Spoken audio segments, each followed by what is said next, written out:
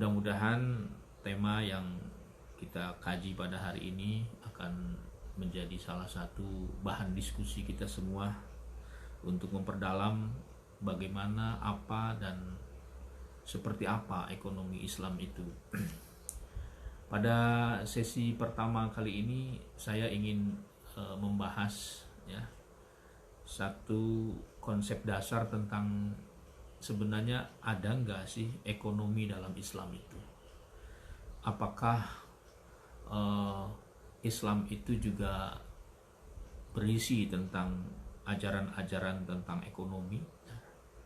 Nah, sebelum itu tentu saya ingin menginformasikan pada pertemuan-pertemuan berikutnya nanti kita akan mencoba membahas beberapa topik dalam satu rangkuman silabus yang kita namakan sebagai bunga rampai hukum dan ekonomi syariah. Nanti akan kita bahas tentang bagaimana pengertian ekonomi syariah, bagaimana sejarahnya, bagaimana dasar hukumnya, lalu apa saja yang menjadi produk-produk ekonomi syariah dan seterusnya. Pada kesempatan pertama ini saya ingin tadi membahas tentang benarkah bahwa Islam itu memberi apresiasi terhadap persoalan ekonomi. Kalau kita menggunakan paradigma dan teori atau kerangka pemikiran yang disampaikan oleh salah seorang ulama Profesor Abdul Wahab Khalaf, seorang ulama ahli metodologi hukum Islam dari Universitas Kairo di Mesir. Dia mengkategorikan hukum-hukum di dalam Al-Quran, tentu secara umum hukum-hukum dalam Islam itu ada 3. Yang pertama, kata beliau, hukum dalam Islam itu berbicara tentang al-ahkamul i'tiqadiyah, yaitu berisi tentang hukum-hukum yang terkait dengan persoalan akidah. Kemudian yang kedua, kata beliau, ada di dalam Al-Quran, tentu dalam Islam ada namanya al-ahkamul amaliyah, hukum-hukum yang terkait dengan aktivitas kehidupan manusia.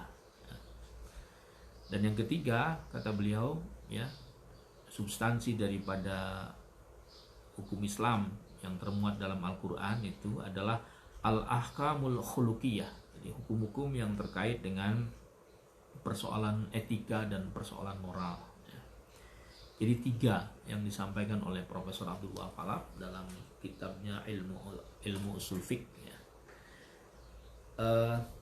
Yang pertama tentu bukan bagian dari kajian kita hari ini, karena tema kita secara spesifik adalah berbicara tentang ekonomi syariah, mungkin terkait dengan hal-hal yang terkait dengan akidah dan terkait dengan moral pada sesi yang lain.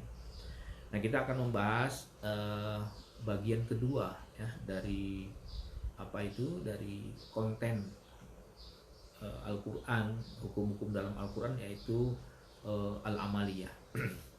Nah, dalam al-amaliyah itu beliau membagi menjadi 2. Ada yang al-amaliyah yang bersifat al-ibadah, ada amaliyah yang bersifat al-muamalah. Jadi aktivitas kehidupan manusia yang terdapat di dalam Al-Quran, hukum-hukum Al-Quran itu yang pertama adalah yang terkait dengan hukum-hukum ibadah, yaitu hukum yang mengatur hubungan manusia dengan Tuhannya. Dan yang kedua adalah ahkamul muamalat, yaitu hukum-hukum yang terkait dengan pengaturan atau aturan bagaimana manusia melakukan komunikasi dengan sesama manusia. Itu yang disebut dengan muamalat. Nah, di mana ekonomi syariah berada? Kalau kita menggunakan kerangka pemikiran dari Profesor Abdul Wahab Khalaf, tentu masalah ekonomi syariah ini masuk dalam kategori al-muamalah. Walaupun kata beliau muamalah itu sendiri ada sekitar 7 yang beliau gambarkan. Ada yang pertama itu al-ahwalus syahsiyah, yaitu hukum-hukum yang terkait dengan persoalan hukum keluarga, yang disebut dalam nomenklatur akademik itu kita mengenal ada istilah family law.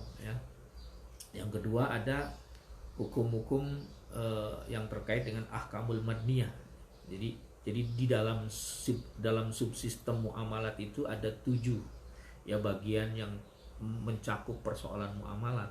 Yang pertama adalah al-ahkamul al-ahwal syakhsiyah, jadi hukum-hukum yang terkait dengan persoalan keluarga seperti pernikahan, ya, waris, wasiat, ya, kemudian hibah dan hal-hal yang terkait dengan hukum keluarga.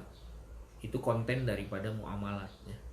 Kemudian yang kedua, kata beliau, yang terkait dengan persoalan muamalat juga ada namanya ahkamul madniyah, ya.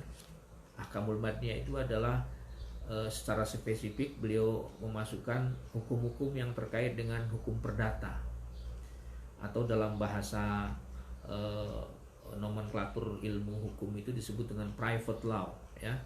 Jadi ada private law. Jadi di dalam Al-Quran, di dalam Islam itu konten dari muamalat adalah yang keduanya terkait dengan persoalan ahkamul madniyah atau private law, ya, hukum perdata. Nah, biasanya seperti yang digambarkan oleh beliau ini, yang dimaksud al-madniyah itu spesifik terkait dengan persoalan hukum perdata dagang, ya, itu yang kedua. Kemudian yang ketiga adalah al-ahkamul jinaiyah, ya, hukum-hukum yang terkait dengan kepentingan umum atau hukum pidana dalam nomenklatur ilmu hukum itu. Jadi kalau al-madniyah itu artinya private law, hukum perdata, sedangkan al-jinaiyah adalah hukum-hukum yang terkait dengan persoalan pidana, ya, pidana. Itu konten dari muamalat. Jadi itu masuk bagian dari muamalat. Seperti dalam pidana itu terkait dengan misalnya ada kriminalitas, kejahatan, pencurian, perampokan, pembunuhan, itu semua masuk kategori muamalat yang subsistemnya namanya al-jinaiyah. Kemudian yang keempat, kata beliau, konten daripada hukum Islam itu adalah ad-dusturiyah, ya, al-ahkamud dusturiyah, yaitu hukum-hukum yang mengatur tentang tata negara, ya. Jadi ternyata konsep muamalat, ya, di dalam Islam itu di dalamnya juga mencakup tentang al-ahkamud dusturiyah, yaitu hukum-hukum yang terkait dengan persoalan hukum tata negara, ya. Jadi mengatur struktur dalam kenegaraan. Ada dulu teorinya Montesquieu itu ada namanya yudikatif, ada eksekutif, ada legislatif, ya. Itu kira-kira. Nah, di dalam muamalat Islam itu juga mengcover atau membahas tentang persoalan yang terkait dengan hubungan antara eksekutif, legislatif, dan yudikatif, ya. Kalau Montesquieu kan relatif baru, ya, tapi kalau dalam Islam jauh sebelum itu sudah punya konsep tentang bagaimana hukum tata negara ini. Kemudian yang berikutnya, yang kelima adalah ada di dalam subsistem muamalat itu adalah al-ahkamud dauliyah, ya, yaitu hukum-hukum yang terkait dengan hubungan satu negara dengan negara yang lain, ya. Kalau dalam tradisi akademik, ya, di bidang ilmu hukum itu ada namanya international law, ya. Jadi internasional itu adalah hukum internasional yang membahas tentang hubungan satu negara dengan negara lain, ya. Membahas tentang hubungan satu negara dengan beberapa negara lain. Ada bilateral, ya, ada multilateral. Itu adalah subsistem dari muamalat dalam Islam.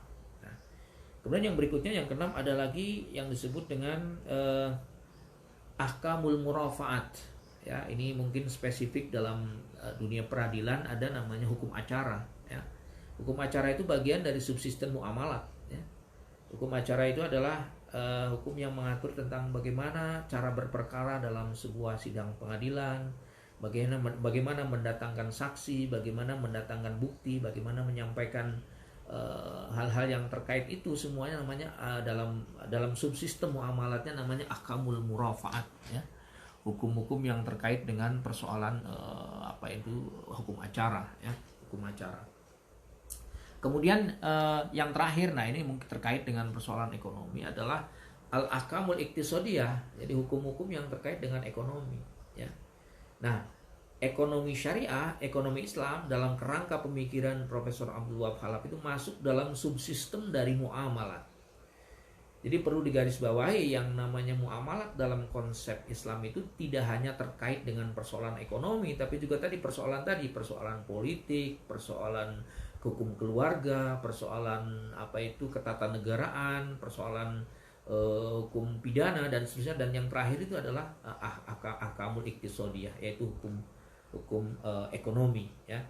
Nah, jadi dengan kerangka itu kita mendapat satu gambaran bahwa ekonomi syariah itu bagian dari subsistem muamalat dalam Islam. Lalu pertanyaannya adalah bagaimana sebenarnya, ya ini kan spesifik terkait dengan ekonomi, bagaimana sebenarnya apresiasi Islam terhadap ekonomi ya? Adakah Islam punya keberpihakan yang serius tentang pemberdayaan ekonomi, tentang konsep ekonomi, tentang produk-produk ekonomi? Nah, jawabannya tentu bisa kita simpulkan dari teori tadi, Islam sangat memberikan apresiasi ya. Kalau kita lihat misalnya indikatornya apa bahwa Islam memberikan apresiasi yang sangat serius terhadap persoalan ekonomi. Misalnya satu indikatornya, kalau kita baca di dalam Al-Qur'an dari 6.666 ayat satu versi ya, dan mungkin 114 surat, 30 juz dan seterusnya, itu ada ayat yang paling panjang ya, di dalam Al-Quran, yaitu surat Al-Baqarah ayat 282 ya. Jadi surat Al-Baqarah 282 itu adalah ayat paling panjang di dalam Al-Quran yang kontennya atau isinya adalah terkait dengan hal ihwal persoalan ekonomi ya, persoalan ekonomi. Di situ ada etika tentang hutang piutang, di situ etika saksi dalam transaksi ekonomi, di situ ada gadai, di situ ada jaminan dan seterusnya ya. Jadi ternyata Al-Qur'an, ayat Al-Qur'an yang terpanjang yang bisa kita lihat itu adalah berbicara tentang persoalan ekonomi. Nah, lalu apa maknanya? Nah, dengan menganalisis bahwa ayat terpanjang di dalam Al-Quran itu berbicara ekonomi, ini artinya bahwa Islam memang memberikan perhatian secara spesifik tentang pentingnya persoalan ekonomi. Satu ya, indikator bahwa ekonomi Islam atau Islam itu memberikan apresiasi tentang persoalan ekonomi. Kemudian yang kedua, misalnya ada indikator lain yang mungkin bisa kita pelajari secara lebih mendalam nanti dalam kesempatan yang lain. Karir Nabi Muhammad SAW itu sebelum beliau menjadi Rasul pada usia 40, itu sejak 13 tahun sampai pada batas usianya 25 tahun terus ya, sebelum beliau nanti pada usia 40 diangkat menjadi Rasul, itu ternyata karirnya yang pertama adalah di dunia bisnis ya. Jadi di usia 13 tahun Rasulullah sudah terjun ke dunia bisnis ya. Umur 17 tahun, dan itu kita lihat, kalau kita lihat dalam sejarah, Rasulullah pada usia 13 tahun itu tidak punya modal ya secara materi ya, tidak punya capital secara materi. Tapi ada modal yang lebih mahal yang dimiliki oleh Rasul, yang ini juga berkembang dalam sistem ekonomi modern, yaitu modal trust ya. Trust itu kepercayaan. Jadi pada usia yang sangat dini Rasulullah sudah mendapatkan trust, mendapatkan kepercayaan dari masyarakat Quraisy pada waktu itu, karena salah satu momentumnya adalah ketika beliau berhasil melakukan rekonsiliasi ya, antara suku-suku ya yang ada di Arab ya, di Quraisy, yang bertikai ingin meletakkan penutup Ka'bah ya. Mereka bertengkar, bertikai. Nah, Rasul hadir dalam pertikaian itu, dan kemudian Rasul berhasil melakukan melakukan rekonsiliasi dari suku-suku yang bersitegang itu. Dan semua suku yang hadir kemudian memberikan kepercayaan kepada Nabi Muhammad yang waktu itu masih sangat kecil. Dari situlah kemudian Rasul dijuluki sebagai Al-Amin, yang kalau dalam teori bisnis kan disebut dengan trust. Nah, trust itulah yang kemudian menjadi capital awal Rasulullah SAW mulai melangkah untuk terjun ke dunia bisnis, sehingga Nabi diberi modal ya oleh para pengusaha Quraisy ya untuk berdagang. Nah, ini sebenarnya salah satu embrio lahirnya sistem ekonomi Islam, yaitu namanya akad mudharabah ya. Nanti kita bahas dalam pertemuan berikutnya. Tapi apa yang dilakukan oleh Rasulullah ketika beliau mendapatkan modal dari pengusaha Quraisy, ini adalah salah satu embrio tentang lahirnya model kerjasama yang disebut dengan mudharabah. Ya, mudharabah itu akan kerjasama dua belah pihak, yang satu orang punya skill, yang satu orangnya lagi memiliki modal atau sahibul mal. Nah, kalau kita ilustrasikan dengan konteks Nabi Muhammad itu sebagai seorang yang memiliki skill berdagang, dia tidak punya modal materi. Lalu kemudian para pengusaha Quraisy menjadi sahibul mal, ya kira-kira begitu. Maka konsep mudharabah pertama itu embrionya sebenarnya dari Rasulullah Shallallahu Alaihi Wasallam. Nah, kembali kepada tadi, jadi pada usia yang sangat dini itulah kemudian Rasulullah mulai terjun ke dunia bisnis, ya, dengan diberikan modal dan kapital oleh orang-orang Quraisy, pengusaha Quraisy pada waktu itu. Terus berkembang sampai beliau usia cukup dewasa. Bahkan ada satu literatur ketika usia sudah 17 tahun Rasulullah sudah mulai berdagang dengan menggunakan sebagian modal sendiri, ya. Ada kemandirian di situ, ya. Sampai pada usia 25 tahun Rasulullah sangat mapan, ya. Secara ekonomi sebenarnya sangat mapan, ya. Ya, indikatornya banyak sekali penjelasan kenapa kita menyebut Nabi Muhammad di usia 25 tahun ekonominya sangat mapan, karena beliau menikah dengan Siti Khadijah, ya. Dan kita tahu dalam beberapa riwayat ketika Rasul menikah itu kan mas kawinnya sangat fantastik, ya, secara ekonomi gitu, ya. Memang ada beberapa versi, ya, tentang jumlah mahar dan mas kawin Rasul, tapi intinya sangat besar, ya. Nah, kalau mas kawinnya saja besar kan logika ekonominya berarti beliau tuh punya omset yang cukup besar kan gitu. Nah, yang ingin saya gambarkan ini indikator kedua bahwa Islam memang memberikan apresiasi yang sangat serius terhadap hal ihwal mengenai ekonomi. Sampai Rasulullah tadi, ya, di usia 25 kondisi ekonominya sudah sangat established, ya, sudah sangat stabil, ya. Itu indikator kedua. Kemudian indikator lainnya adalah bahwa Islam itu memberikan apresiasi yang sangat serius terhadap persoalan ekonomi adalah 10 orang, ya, 10 orang sahabat Nabi, ya, ini secara implisit, ya, kita tafsirkan, walaupun sumber hadisnya itu kan 10 sumber rizki, ya, itu berasal dari 9-nya berasal dari perdagangan, ya. Tapi kalau kita ilustrasikan dengan konsep para sahabat itu 10 orang dijamin masuk surga oleh Rasul, itu 9 orangnya adalah pelaku-pelaku bisnis, pelaku-pelaku ekonomi. Ini artinya apa? Bahwa Islam memang memberikan perhatian yang sangat serius tentang persoalan ekonomi ini. Itu 3 indikator bahwa Islam, kalau tadi ada pertanyaan bagaimana, apakah benar Islam itu punya konsep tentang ekonomi dan seberapa besar, ya, Islam memberikan apresiasi terhadap persoalan ekonomi, ya kira-kira jawabannya seperti itu, ya. Jadi Islam memberikan apresiasi ekonomi dengan 3 indikator diantaranya, tentu banyak indikator lain, ya. Yang pertama tentang ayat Al-Quran terpanjang di Quran, dia bicara ekonomi, ya. Yang kedua bahwa Rasul, ya, karir pertamanya sebelum beliau diangkat jadi Nabi adalah seorang pebisnis, ya. Dan yang ketiga 10 orang sahabat Nabi yang dijamin masuk surga itu adalah 9 orangnya adalah pelaku-pelaku ekonomi. Nah, kemudian bagaimana? Apakah ekonomi Islam itu punya peran yang signifikan pada masa-masa generasi awal, ya? Saudara sekalian, kalau kita melihat bahwa dalam sejarah, ya, pasca Rasulullah Shallallahu Alaihi Wasallam itu, Islam itu kan dalam sejarah pernah menguasai dunia lebih dari 600 tahun, ya, lebih dari 600 tahun, ya. Dan dari 600 tahun itu kita bisa bayangkan dari mulai sains, ilmu pengetahuan, filsafat, pemikiran fikih, segala macam yang terkait dengan ilmu pengetahuan itu dikuasai oleh umat Islam. Bahkan kalau kita menggunakan peta geografis itu dari kawasan Timur Tengah sampai ke kawasan di Sisilia di Eropa, ya, di sebagian di berbatasan dengan Perancis di Sisilia itu dikuasai oleh peradaban Islam. Nah, logikanya adalah karena umat Islam menguasai dunia dalam berbagai sektor, salah satunya di antara ilmu pengetahuan, tentu di backup dengan kekuatan ekonomi. Di backup dengan kekuatan ekonomi. Ini juga menjadi indikator bahwa Islam memberikan apresiasi. Bahkan kalau kita setback ke belakang, misalnya setelah Rasulullah, itu kan kekhalifahan digantikan oleh beberapa Khulafaur Rasyidin, ya, oleh beberapa khalifah, yaitu yang disebut dengan Khulafaur Rasyidin.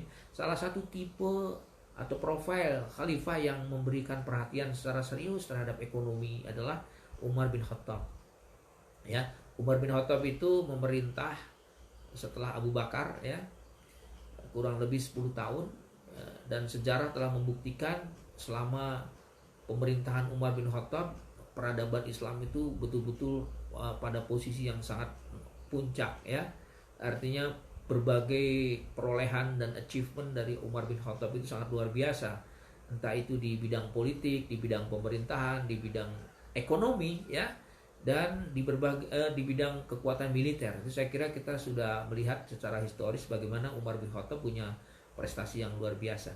Nah, terkait dengan ekonomi misalnya, ada satu lembaga yang didirikan oleh Umar bin Khattab yang ini akan menjadi embrio tentang sistem pengaturan keuangan pada masa-masa berikutnya sampai hari ini. Umar bin Khattab mendirikan satu lembaga yang disebut dengan, atau institusi yang disebut dengan Ad-Diwan, ya. Ad-Diwan itu sebuah institusi yang beliau adopsi dari pemerintahan Persia dan Romawi, ya. Kita tahu bahwa ketika Islam ada di Madinah, itu di kanan kirinya, ya, barat dan timurnya dikuasai oleh Persia dan Romawi, ya. Persia dan Romawi pada zamannya sudah berkembang sedemikian rupa, dan salah satunya tentang konsep pengaturan sistem keuangan. Dan kemudian diadopsi oleh Umar bin Khattab dengan menggunakan sebagai sebuah lembaga keuangan yang mengatur dan memonitor sistem keuangan negara. Itu luar biasa, ya. Jadi banyak lagi, misalnya ada satu buku, ya, yang ditulis oleh seorang ulama namanya Abu Rawas Qal-Ahjai. Abu Rawas Qal-Ahjai itu menulis sebuah buku namanya Mausu'ah fi Fiqhil Umar ibn Khattab, ensiklopedi dalam pemikiran-pemikiran fikih Umar bin Khattab. Nah, di dalam buku itu salah satunya menceritakan tentang bagaimana kebijakan Umar bin Khattab mengeluarkan kebijakan-kebijakan yang terkait dengan persoalan ekonomi, ya, pemberdayaan ekonomi dan seterusnya. Termasuk diantaranya di situ ada tunjangan sosial, ya, ada juga tunjangan jabatan yang diberikan kepada para pejabat-pejabat pemerintahan pada masa Umar. Itu luar biasa. Jadi kreativitas dan inovasi Umar bin Khattab dalam pengembangan ekonomi itu terkenal dalam sejarah. Nah, artinya bahwa sekali lagi Islam dari aspek sejarah sangat memberikan apresiasi yang positif terhadap persoalan ekonomi. Saudara sekalian, itulah sebagai sebuah pengantar, ya, tentang diskusi kita pada sore hari ini, ya. Pada pertemuan pemula ini kita ingin mengantarkan tentang bagaimana Islam memberikan apresiasi terhadap ekonomi, ya. Kemudian ekonomi itu bagian dari sistem muamalah, ya, dalam Islam, yang seperti tadi dijelaskan dalam tema-tema awal. Itulah kajian kita pada kesempatan sore hari ini. Kita akan bertemu kembali pada kajian berikutnya dengan tema-tema yang terkait dengan persoalan ekonomi. Terima kasih. Assalamualaikum warahmatullahi wabarakatuh.